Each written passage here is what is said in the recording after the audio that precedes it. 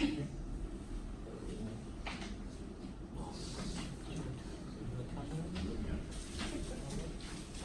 hello everyone. So, we are Primavera, and our business is blueberries. My name is Declan. You can see the rest of my team here. My name is Abraham. My name is Jinju. My name is Daniel. My name's Lee. Okay, so we're going to be going through, first and foremost, we're going to be going through our features and our benefits. Next up, we're going to be doing our target market and economics. I think it'll be a SWOT analysis. We're going to talk a little bit about cultural differences, and we're going to wrap it up with effective selling methods. All right, so to start things off, we're going to be talking about our features, our advantages, and our benefits. First and foremost, everything that Primavera sells is an entirely organic product. What this means is that there's no added chemicals, no added preservatives to our product. We feel that these additives are unnecessary. We feel that they take away from some of the wholesomeness that our product has. Go back. Okay, so some of these things might include pesticides, it might include herbicides, it may be things that can potentially cause damage to the human body. We choose to leave them out. And go on. Okay, so with these, so the fact that it is organic means that when you're buying our product, you know you're buying the best you can get for yourself, you're buying the best for your family, for your guests, and everyone you're serving to. So next up, we're going to be talking about superfoods. Now, superfood is not a strict definition of food, but is loosely defined as being a food with a wide variety of vitamins and nutrients and minerals. Okay? So, because of this, because of the wide variety of nutrients that blueberries have, they have a lot of health benefits. They're low in calories, but they're very nutrient dense. So, you're eating them, you can eat a handful at a time, not feeling any good. They have antioxidant properties. They reduce DNA damage and protect against aging and cancer. It promotes heart health, it lowers blood pressure, it improves brain and memory functionality, and it can reduce muscle damage after exercise. So you're making your brain healthier, you're making your body healthier, and you're making your heart healthier. Some of the best foods you can make. All right. Lastly, we have flash frozen product. So what flash freezing is when you pick a plant, you send it off to a factory, and you freeze it as fast as possible from the time when the plant is picked to the time it hits the factory. The freezing process itself lasts really only seconds due to super cold temperatures. Now,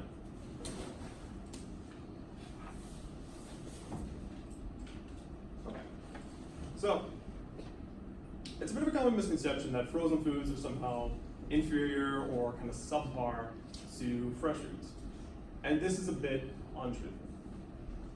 And there's a few reasons for this, and science does back it up. And the reason mainly for this is because when a food is intended to be sold as fresh, they pick it straight from the plant before it's slightly ripe. And there's three reasons for this. The food is a little more durable, it doesn't spoil or rot as fast, but it comes with the cost of having a lower vitamin and mineral content. So when you pick it to be fresh, it's not quite ready. It's not quite what the plant intended to be. When you want to sell a product as frozen though, you pick it straight from the plant and you pick it when it is ready. You pick it when it's ripe. You pick the plant when it's at the best it can be, you send it off to a factory, you freeze it, and that freezing process locks in all those vitamins and those minerals so that when you finally get it, you're getting the best product. You can get the product the way it was mostly intended for nature to be. So that's the freezing process. So, you know that when you're buying a frozen product, you're buying it the way it was intended to be from nature. You're buying it at the best quality the product can be. Hi guys, I'm Shifu, and sorry for something wrong about the PowerPoint. So I'm going to talk about the target market, and also the next part is, my part is for economic factors. So let's move to the target market. Why we choose China as our target market? There are four main reasons. The first one is China is the largest food consumption and demand in the world. As we all know, it depends on population of China. And the second one is the love of the imported food. The Chinese people, they're really willing to buy the imported food because they think the food come from another country is more healthier and salty and safety. And the third one is good taste preference. As we all know, the Chinese food is really delicious and they really care about the taste of the food. So we think our products can handle with it. The last one is the giving culture. Anywhere you go, just like for example, you visit your friends who is sick, you need gift. If you visit your relatives, you also need gift. So, but also the fruit is really common in China for you bring a gift to visit your friends. Now let's move to the economic factors. Sorry about it. And before we enter the market, we did a research about the Chinese householders' income for per month. There are a lot of cities, their income goes up, and as we can see, there are two big cities. They have really high average income. These are Beijing and Shanghai. The householder average incomes are about 10,000 Canadian dollars per month. So we have to make sure they have ability to pay our products totally enough, I think. So we choose the city from the middle to the upper for our best target market. There is the analysis for the cost. We did the research for the price. In our city, in Toronto, the price of the blueberry is $2 for pint. It's the same capacity for the one box in China.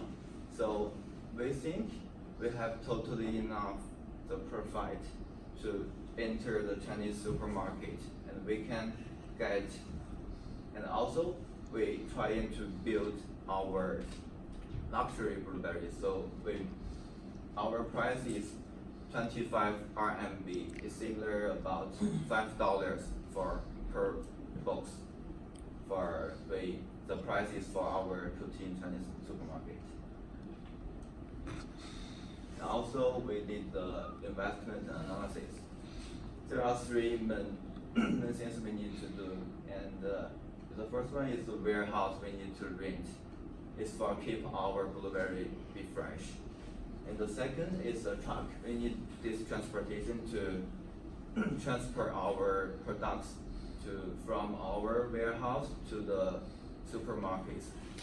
And the third one is office. We need office to talk about just like some big retailers in China, and also we need to talk about the managers of the Chinese supermarket.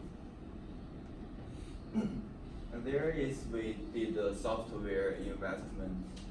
That's like we all know Google was banned in China, so we only can use Baidu for research for internet. So we are trying to use the Baidu promotion. This means if you are searching something, if you search blueberry, you just type it, and our website and our products will pop up on the first one as number one. And it costs 2,000 per month to do this advertisement. So it's really important, and it's really good way to do the online store. Thank you, guys.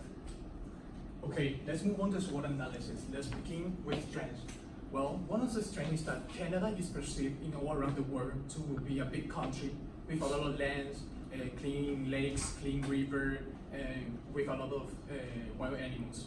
So having a consolidated image of clean environment led Chinese consumer to consider to purchase Canadian product over other products from other countries.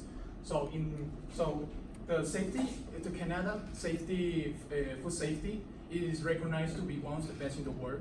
So the Canada Food Inspection Agency set federal regulatory requirements in order to make sure that regulated parties are following those requirements. And take action when they're not. So food safety and quality are guaranteed. So next is Canadian blueberries is one of the best in the world, containing high nutrients that is very valuable for Chinese consumer before purchasing any other fruits. In weakness, in some market aspects such as purchasing behavior, legal requirements make China difficult to access. But if we are not familiar with the Chinese market, we can suffer the same destiny of Best Buy, who try to apply the same business model as in another country for the Chinese market. At the end, they fail the game. Next is the distribution channel in China. Well, the China distribution channel is lucrative but a complicated sector. It requires more effort and oversight than might in Europe or the United States. And so the network of distribution in China often involves 6 to 7 tiers, which make it a little more complicated than in other countries. But once you successfully go through the distribution stage, there's one more problem, that is China anti-monopoly law, which is if a brand is a major player in the market, this law will forbid non-competence clauses for a distributor without a reasonable justification. In opportunity, online purchase has become one of the best purchase channel for the Chinese consumer, especially among young professionals living in big cities like Beijing, Shanghai, Guangzhou, Hong Kong, and so on.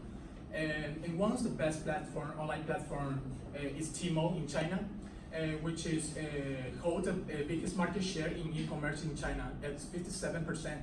So Tmall provide a big opportunity for foreign brands like us to open exclusively online store to sell directly our product to the Chinese consumer without being physically present in China. Next is that China is the largest food importer in the world. So in 2018, the China food import exceeded $70 billion. To have a clear perspective of it, it's more than Myanmar and Luxembourg GDP. So there's a lot of money there. So the demanding of food import increased because there's a consistent food safety incident all across the China's foods. So here we have a big opportunity to import our product to the Chinese market.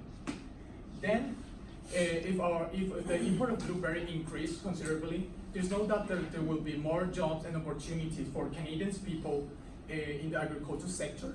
So also they will be more like they will encourage to innovate and develop more efficient machine to the cultivation of blueberries. Interest, there's a big trend, which is the market of blueberry has increased dramatically in recent years, in which the competition has become very fierce and between the blueberry producers countries in which want to access to the Chinese markets.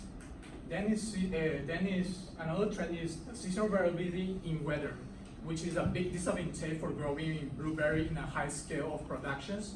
Among that, the pests like birds, especially bluebirds and starlings, pose the greatest danger for ripening the blueberries. So this factor influences the quantity of blueberries that could be imported to China. Then, finally, is Canada and China don't have like the free trade agreement, so that will create like more restriction and make it more difficult to reach our product to the Chinese market.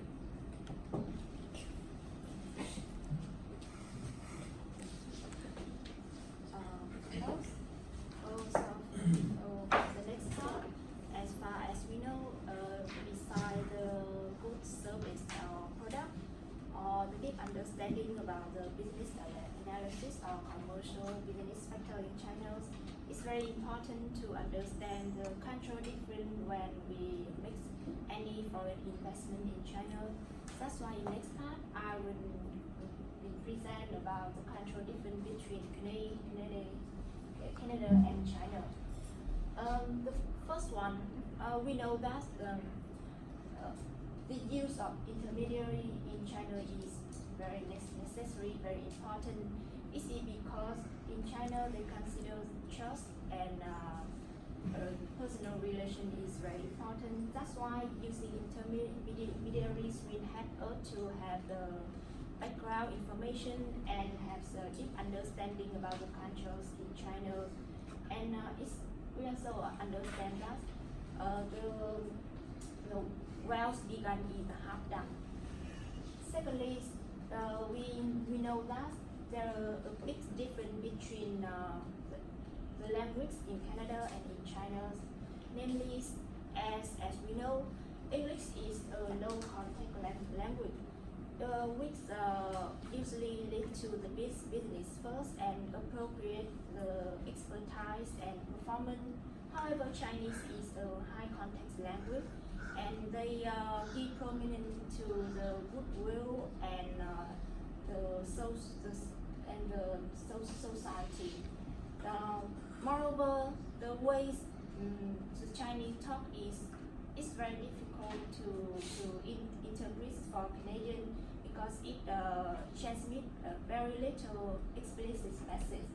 For example, when Chinese say some statement as, "Oh yes, I will think about it," or "It's good," but some Canadian may interpret that they agree, but in fact they say no. It's the way they express their refusal. Similarly, Chinese also, they don't like to hear negative words or to be criticized by other people.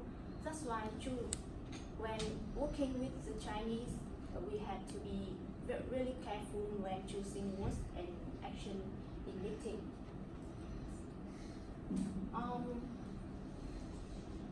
Next part is the communication between Canadian and Chinese. As far as we know, using small talk is an effective way to break the ice and create a comfortable atmosphere. However, when we choosing the topic in small talk with Chinese, we must be very careful because, for example, in Canada, the topics about human rights or politics may be common, but they should be avoided in China. And using the humorous story is also good, but we should avoid the story about sex, minority or religion in China because they are easily misunderstood by Asian and Chinese. And this next one, but we all know that when we're asking about the personal life in Canada, such as ask about age, income, or family may be considered impolite in Canada, but they are very popular in China. This is a way for Chinese to understand the other, and using face-to-face communication is also essential vital in Chinese. This is the way we can gain their trust and win the Chinese heart. Finally, about the cultural difference, I want to talk about the business culture. This is very formal and reserved rather than in Canada. In business meeting, people often dress very formal. And in Canada, we often address people by first name, even in the workplace between boss and employees. However, in China, we have to address other people by title and surname to show respect for them. Finally, the business cards are very important in China too. We should give the business card to them by both hand and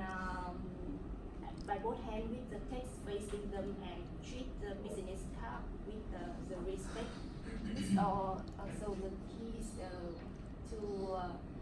for the cultural difference when working with Chinese. So now I'm going to talk about the effective strategies of selling your product in China.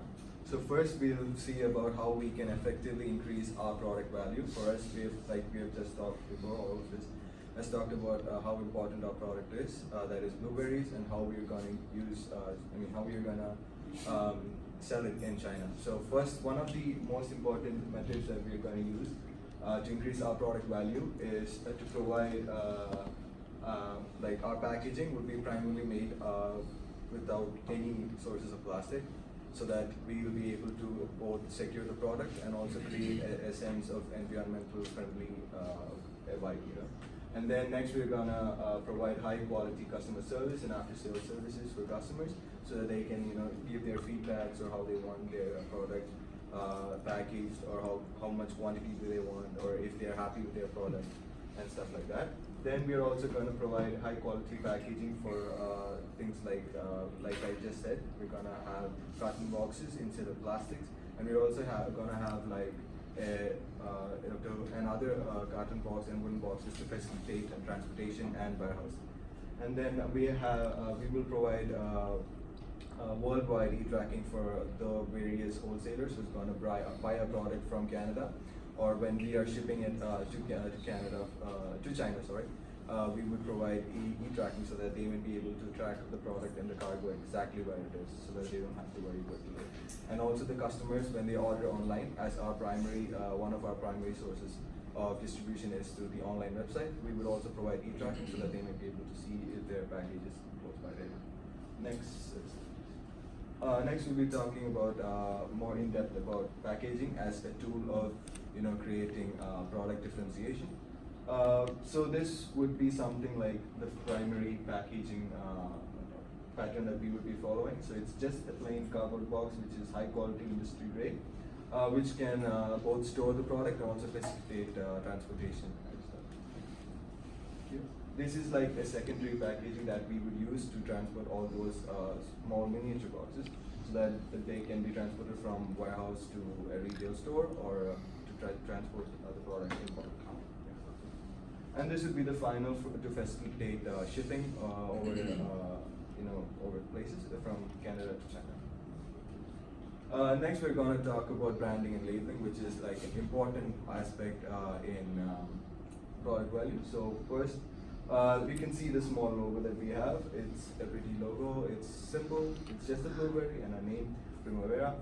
And we'll also have a label which will have the contents of the product, that is the quantity of nutrients that it possesses. And there will also be, this logo will be placed on the product, on the packaging, as well as a label and also the bridge statement of the company. So talking about effective negotiation strategies, we would use local agents, just like my friend has said, how important intermediaries are in the Chinese market. We would establish local agents to take care of and deal with our retail outlets, so that they may be able to go and talk to them and, you know, make a deal with our prices, and also help in getting information of how the target market is, and if we need to improve our product packaging or anything like that. And we'll also use them as an effective negotiation tool between the company and the retailers. And like I said before, our primary source of distributing is through online. Like we know that most of China uses online sources to buy products.